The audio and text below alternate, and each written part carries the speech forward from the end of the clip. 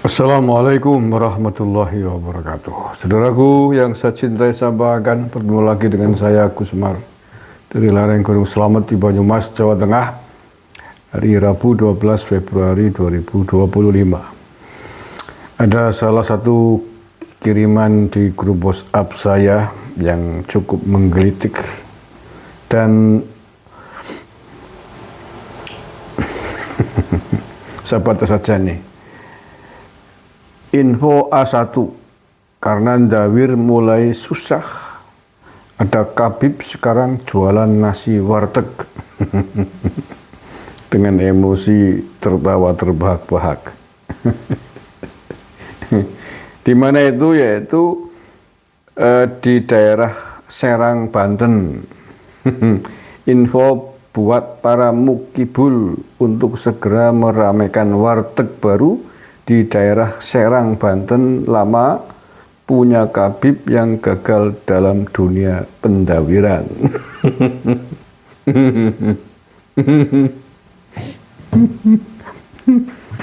Apa yang lucu bahasanya itu. Tapi kalau Khabibnya kemudian banting setir menjadi jualan warteg, ya, saya kira bagus. Ya harus begitu. Usaha yang benar, enak saja ndawir, putar-putar dawar duitnya siapa sih? Bagus, itu perlu ditiru oleh Khabib-Khabib yang lain. Cari usaha yang benar dengan keringat sendiri, nyari uang yang halal, yang berkah. Jangan dawar dawir berengkolang sisan gawe. Ujar-ujar kepenak ngulih duit apa?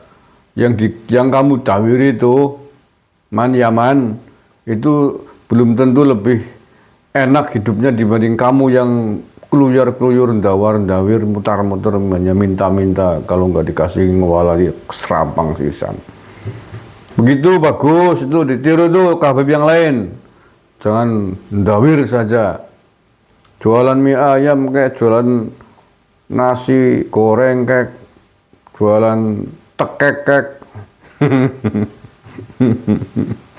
Ya itu bagus, jualan warteg.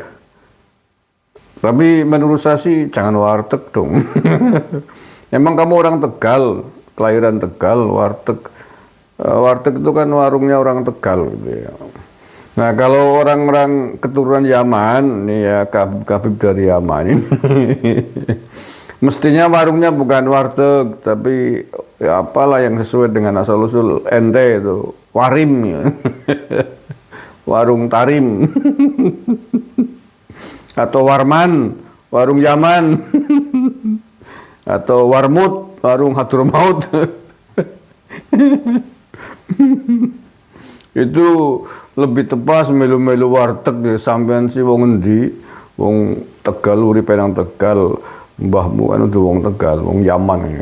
Warman gitu loh, warung Yaman bagus, identitas dirimu ditunjukkan gitu loh. Tapi rasa ngaku-ngaku, rasa ngaku keturunan Indonesia, apa-apa. Warman, warung Yaman, atau warim, warung tarim gitu, nggak apa-apa, siapa tahu laku dengan cita rasa khas tarim, ora apa-apa. Jujur, tapi rasa ngaku menjadi orang berjasa di Nusantara. Nggak usah ngaku Indonesia milik tarim. Gak usah ngaku pahlawan Indonesia keturunan tarim, keturunan Yaman, berengkolang ngene kowe. Jujur apa adanya, menghormati Indonesia itu, menghormati leluhur Nusantara. Karena ente nunut makan di bumi Nusantara, begitu loh. Itu baru menjadi tamu yang baik. Tamu tak diundang, ngaku-ngaku berjasa di Indonesia, ke Bukit Siji lah ngene gelem kowe. Saya lanjutin itu yang mau bikin warteg, jangan warteg itu rubah warim, warung tarim, atau warman, warung Yaman, warmut, atau warwir, warung anti dawir gitu. Itu gentle, melu-melu warteg. Bagus, begitu ya, udah. Gak usah dawir lagi, tobat, minta maaf kepada umat Islam, khususnya warga NU, santri-santri di Indonesia. Jangan terus-terusin dawar dawir, lama-lama kamu pulang tinggal nama loh, dawar dawir terus. Ya alhamdulillah kalau begitulah ya. Ya memang yang sepanjang yang saya alami di Banyumas sendiri banyak sekali udah testimoni dari para kiai yang ada di Banyumas, para gus yang ada di Banyumas sudah banyak bersyukur sejak polemik Habib ini diangkat dari masalah nasab dan lain sebagainya, itu sudah hampir tidak ada lagi Habib keturunan Yaman yang berani ke pondok, berani dawir. Mereka banyak berterima kasih atas diangkatnya terus di blow up-nya kasus Habib ini. Ya itu langsung disampaikan ke saya bagi yang ketemu langsung ataupun yang lewat telepon. Ya alhamdulillah, ini manfaatnya barokahnya banyak. Di antaranya itu sudah nggak ada lagi Habib yang berani dawir. Ya kalau masih ada berani damir ya siap-siap aja berongkolang serandal yang kiai ini. Berongkolang sandal sih untung yang di berongkolang ngarit itu repot kayak.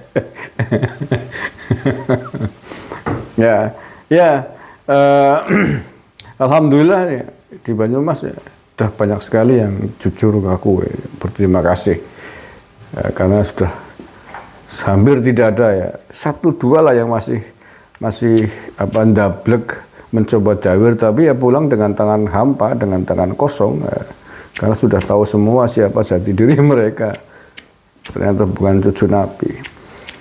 Dari sekitar 300 lebih lah pesantren yang ada di Kabupaten Banyumas, paling hanya tinggal beberapa gelintir pesantren yang masih menjadi mukibul, masih menjadi mukibin, masih mengikuti, masih nyiumin tangannya Habib. Gitu.